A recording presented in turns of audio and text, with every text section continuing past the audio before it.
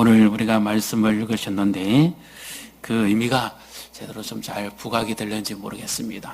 하나님께서 내려가라고 그렇게 말씀을 하시고 네가 혼자 내려가기 두렵거든 네 부하를 데리고 내려가라 그렇게 말씀을 하시는데 지금 이 기드온과 300의 백성이 있는 곳이 어딘가 하면 하롯셈이라는 곳입니다.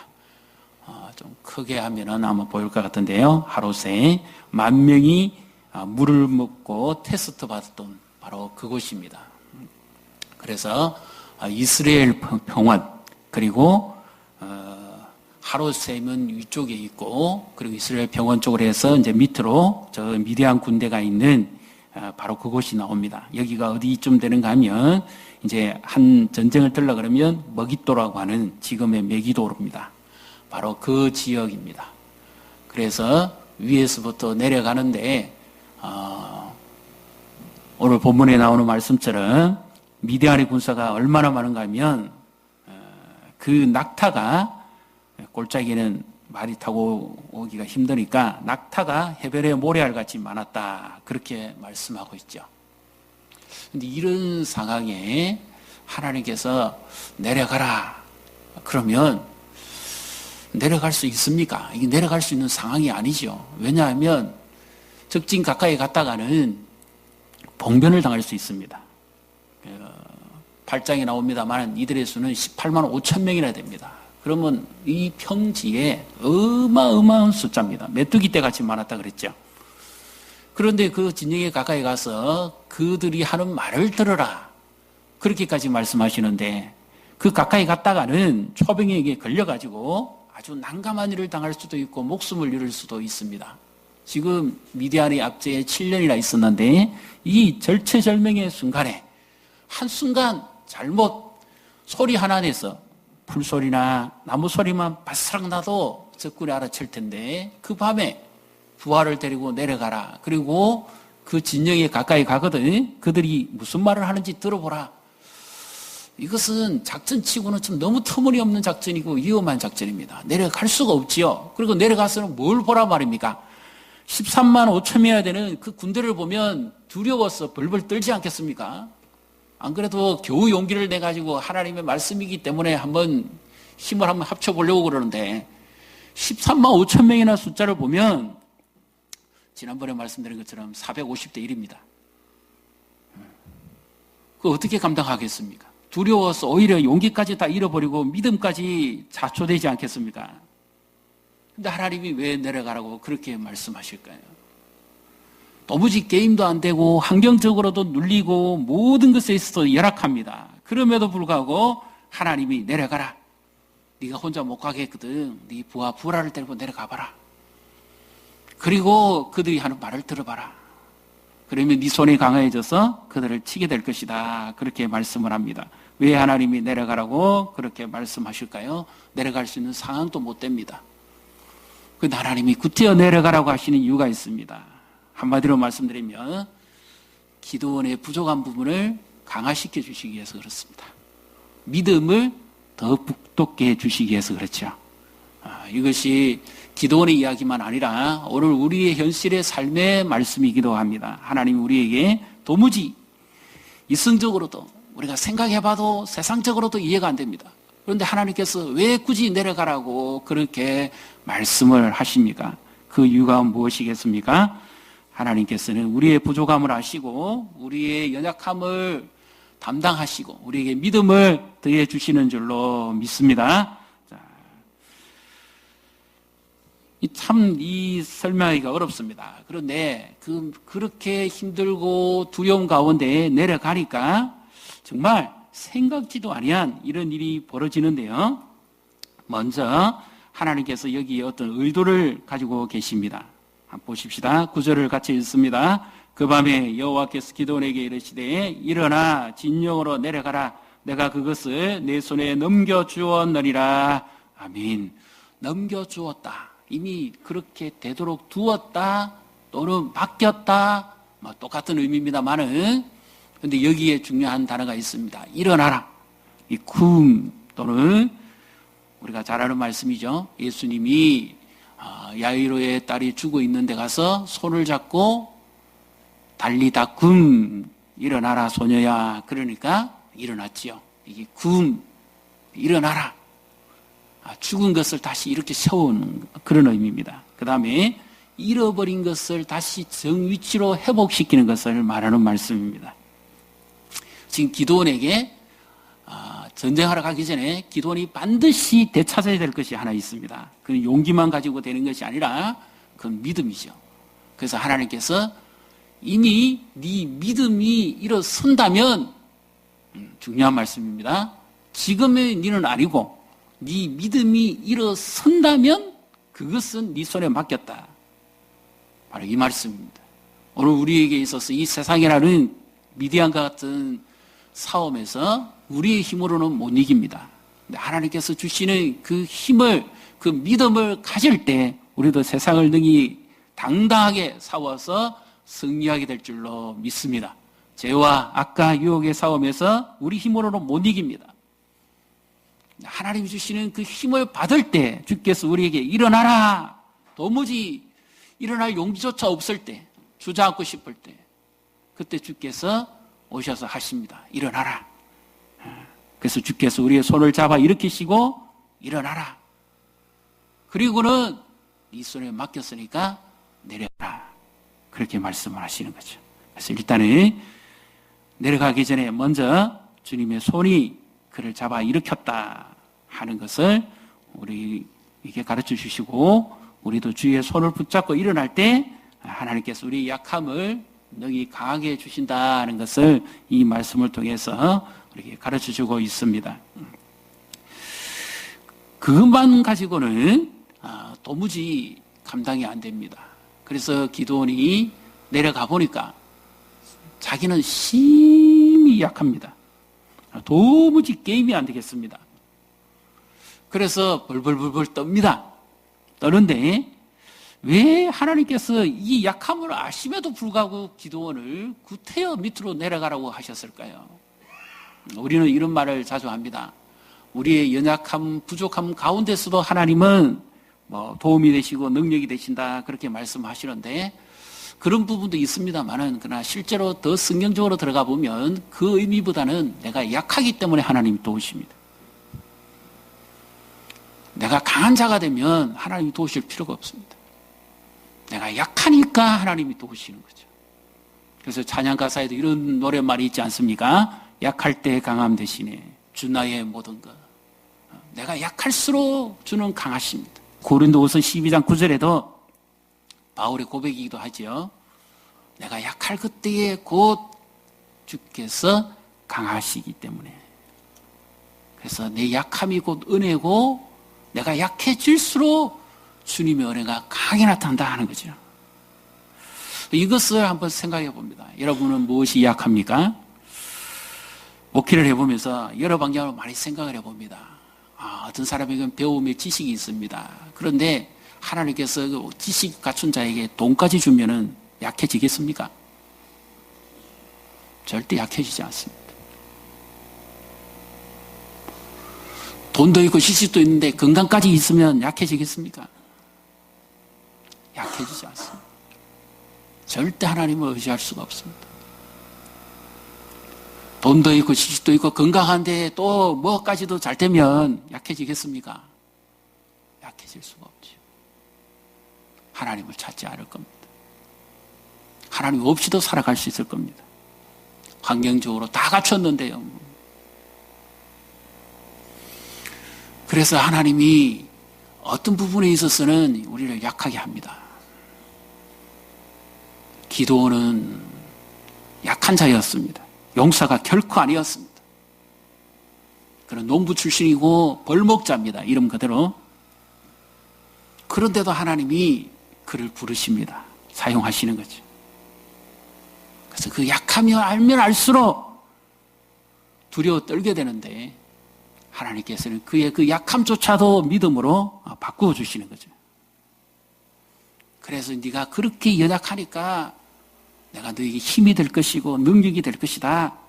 18만 5천보다도 더 강한 힘이 될 것이다. 시편 63편에도 하나님이여 하나님이시여 주는 나의 하나님이시라. 주의 인자가 선하심은 내가 종일 주를 찬양하나이다. 누가 나의 힘과 능력과 방패가 되십니까? 주밖에 나를 도울 자가 없습니다. 그렇게 고백을 하지요. 우리가 약해질수록 하나님의 도우심이 나타나고 그 약함 가운데 반드시 갖춰야 될 것이 믿음입니다. 지금 기도는 약한 것만 가지고는 안 되고요. 믿음이 중요했습니다. 그래서 하나님이 그에게 믿음의 팔이 되어 주시기 위해서 13만 5천을 이길 수 있는 해변의 낙타, 모래알같이 많은 이 낙타를 이길 수 있는 하나님의 힘을 주시기를 원하시는 거죠. 자, 그렇다면 하나님께서 이 기도원에게 내려가라고 하실 때는 뭔가 비상한 무기를 주셔야 되잖아요. 눈에 보일 만한, 요즘 같은 핵무기를 주시든지 대포를 주시든지 그런 것을 주셔야 됩니다. 그래야 믿을만 하고 내려가지 도무지 현실적으로 보면 믿을 수 없는 상황입니다. 근데 하나님께서 왜 구태여 자꾸 내려가라고 그렇게 말씀을 하십니까? 내려가서 뭐 해보라는 말씀이에요.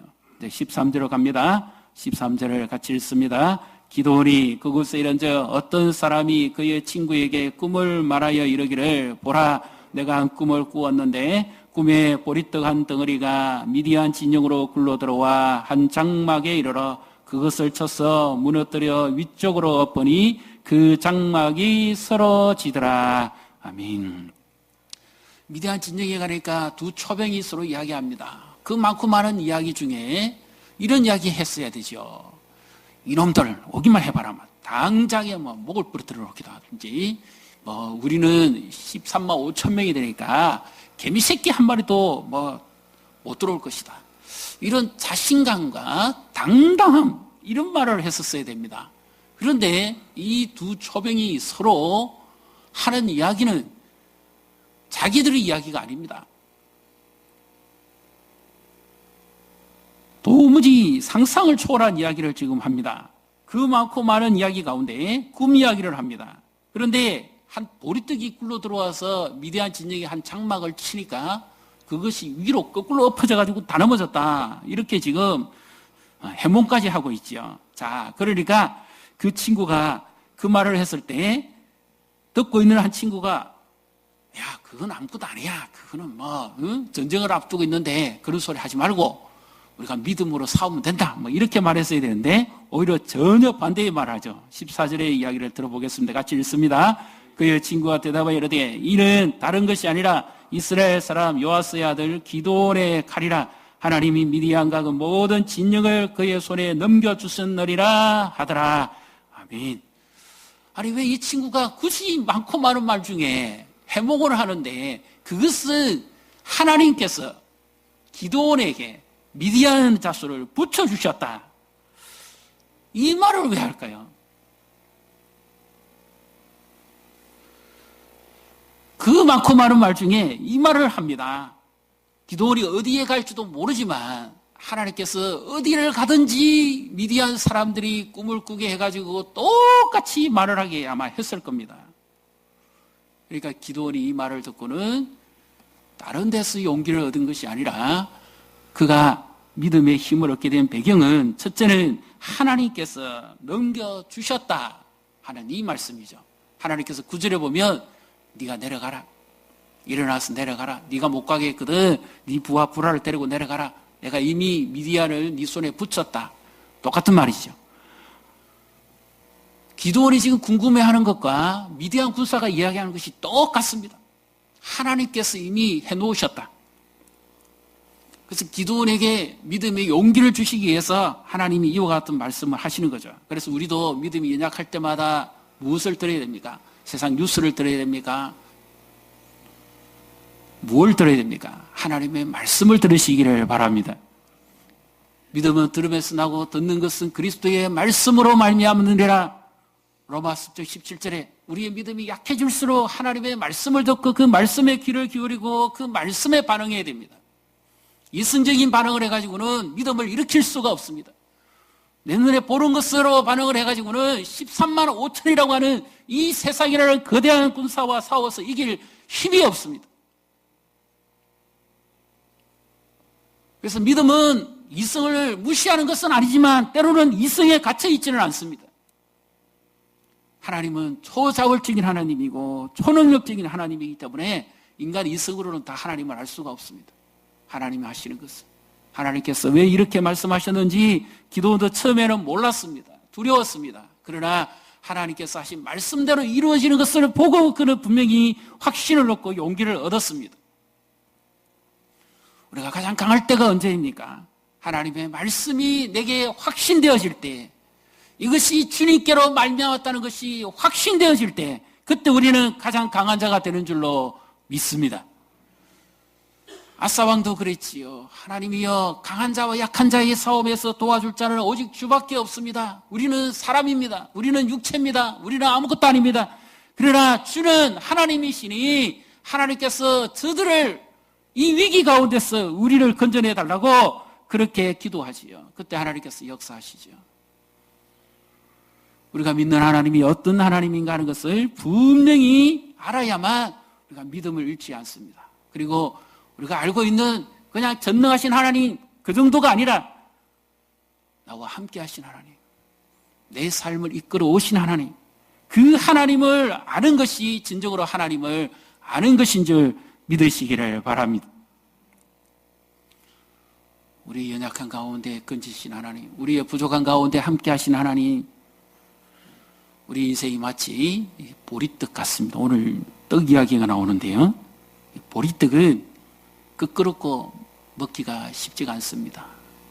예수님께서도 한 아이가 가져온 도시락, 보리떡, 물고기 2마리, 보리떡 5개죠. 그것을 가지고 축사하시고 남자만 5,000명 이상 되는 먹이를 먹도록 그렇게 하셨는데, 보리떡, 이스라엘 백성들이 가장 하찮게 여기는 음식입니다. 귀한 것이 하나도 없습니다. 근데 이 미디안 군대에서 하필이면 이 이야기를 합니까? 보리떡 하나가 한 덩어리가 굴러왔다. 여기서 아주 재미난 표현이 하나 있습니다. 왜 기도원에게 들으라고 하는데 하필이면 이 표현을 하도록 할까요? 기도원은 자기 자신이 봐도 자기는 전혀 설모가 없다, 그렇게 생각했습니다. 어디만큼 설모가 없느냐? 보리떡 한 덩어리밖에 안 된다는 거죠. 그렇게 부족하고, 그렇게 연약하고, 그렇게 볼품없고, 그렇게 가치가 없고, 그렇게 힘도 없고, 그렇게 아낄 만한 것도 없습니다. 그런데 그 보리떡, 자기는 약한데 하나님께서 그 보리떡도 힘이 되어서 이 장막을 무너뜨리게 하신다. 그때 자기의 용기를 얻은 거죠. 우리 은혜 받고 믿음이 생기는 2가지입니다. 한 가지는 하나님이 어떤 분인가 하는 것을 분명히 알 때고요. 또 하나는 나는 어떤 존재인가 하는 것을 바로 알 때입니다. 내가 찰떡이라고 생각하면 나는 약해지지 않습니다. 내가 보리떡이라고 인정을 해야 됩니다. 하나님, 나는 아무런 가치가 없습니다. 나는 부족합니다. 불신앙의 말을 하는 것이 아닙니다. 하나님, 이 세상이라는 미디안가의 앞에서 볼 때 나는 건강의 보리떡이고, 재물의 보리떡이고, 힘의 보리떡이고, 기술의 보리떡입니다. 아무것도 드러낼 것이 없습니다. 그러니까 누구 말 의지해야 됩니까? 주밖에 의지할 수가 없죠. 그래서 나는 아무것도 아닙니다.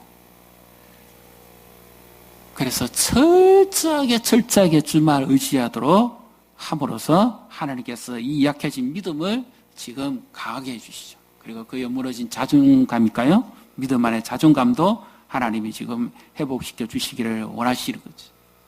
기도, 너 스스로는 보리떡이다. 그러나 내가 너를 쓰면 너는 큰 용사다. 예수님은 이 땅에 어떻게 오십니까? 예수님은 죄와 사망에 갇힌 자들을 구원하시기 위해서 예수님도 떡으로 오시죠. 자신을 주시기 위해서 오시지 않습니까? 예수님은 생명의 떡으로 오십니다. 우리는 보리떡입니다. 허물 많고 부끄럽고 더러운 가치 없는 보리떡입니다. 그러나 예수님은 생명의 떡입니다. 예수님의 생명의 떡을 먹으면 우리는 생명의 보리떡이 되는 줄로 믿습니다. 가치가 없는 것이 아니라 하나님께서 쓰시는 놀라운 보리떡이 될 수가 있는 거죠. 자, 여기 보십시오. 보리떡이라고 그랬는데 한 친구가 14절에 이와 같은 말을 합니다. 14절을 다시 같이 읽습니다. 그의 친구가 대답하여 이르되 이는 다른 것이 아니라 이스라엘 사람 요아스의 아들 기드온의 칼이라. 하나님이 미디안과 그 모든 진영을 그의 손에 넘겨주셨느니라 하더라. 아멘. 보리떡이라 그랬는데 미디안 사람들은 칼이라고, 하나님의 칼이라고 그렇게 지금 두려워 떠는 거죠. 우리는 약합니다. 그러나 주의 손에 잡히면 우리는 하찮은 보리떡 같지만 예수님의 손에 잡히면 세상을 변화시킬 수 있는 그런 능력의 검이 되는 줄로 믿습니다. 복음은 세상을 변화시키는 능력이잖아요. 죄와 사망을 이기는 능력 아닙니까? 우리는 보리떡입니다. 우리 자신은 아무 힘도 아무런 능력도 없습니다. 그러나 주의 손에 잡히는 보리떡은 이와 같은 놀라운 역사를 나타내는 것이죠. 우리는 부족합니다. 우리는 죄인이고 우리는 어리석고 우리는 무능하고 우리는 세상 앞에 자랑할 것이 하나도 없습니다.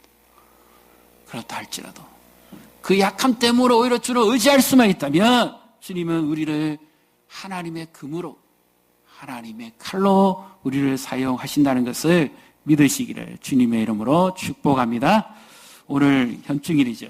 그래서 우리는 우리나라를 위해서 순간 희생을 하신 분들, 그분들도 우리가 늘 생각을 하고 국가에 대한 사랑도 해야 됩니다만은 우리는 좀 더 생각해서 하나님 나라를 위해서 희생하고 헌신하신 분들을 우리가 한번 되새겨보는 그런 믿음의 시간이 되어야 합니다. 일제강점기 때 우리 믿음의 선진들은 어떤 싸움을 싸웠습니까? 그들은 보리떡에 지나지 아니했습니다. 시편 46편 1절에 보면 하나님은 우리의 피난처시여 힘이시니 환난 중에 만날 큰 도움이시라. 내주는 강한 성이요 방패와 병기가 되시니 그 일제의 무력 앞에 무참히 짓밟히는 진리겨지는 보리떡밖에 안 됐습니다. 근데 하나님께서 은혜를 베푸시고 믿음을 주시고 그렇게 말씀을 주시니까 그 일제를 마침내 이겨내는 복음의 떡이 된 것이죠. 그래서 우리 믿음의 선진들은 옥고를 치르면서도 타협하지 아니했습니다. 미디안이라고 하는 이 거대한 새 속에 물들지 아니했습니다. 우상 숭배하지 아니했습니다. 신사 참배하지 아니했습니다.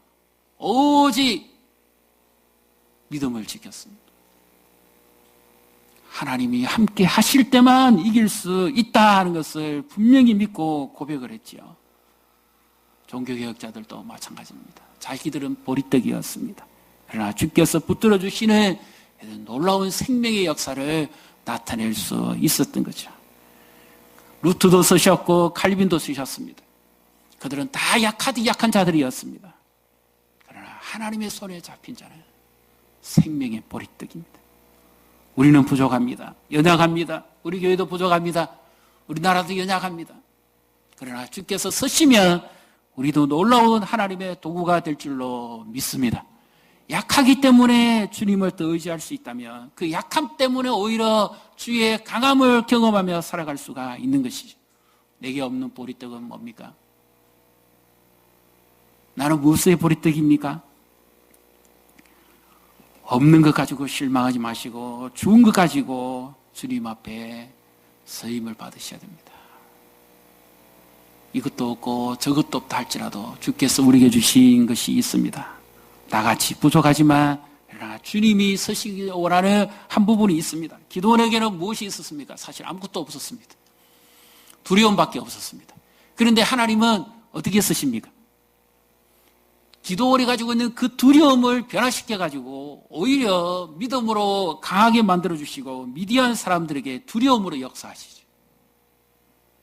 그는 자랑할 게 하나도 없었습니다. 보리떡인데 뭘 자랑하겠어요? 그 4명까지도 다 무너졌는데. 그렇게 약한 기도를 하나님은 들어서 서셨습니다. 자, 우리 성도님도 우리도 나 보리떡에 지나지 않을는지 모릅니다.